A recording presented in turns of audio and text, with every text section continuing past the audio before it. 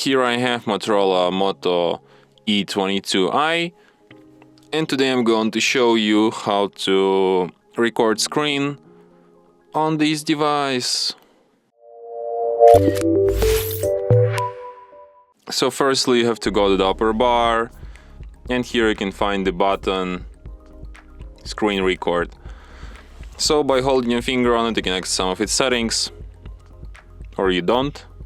So when you just tap on it once, here you can switch audio settings, and you can also show touches on the screen.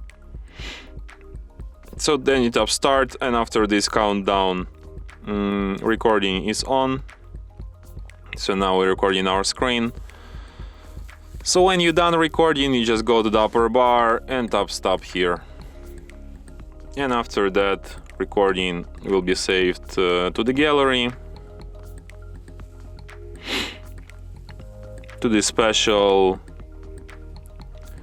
movies album.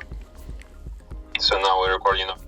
And from here you can share, edit, delete your recording, or just check its info. So yeah. And that's it. Thanks for watching. If you find this tutorial useful, don't forget to hit that like button and subscribe to our channel.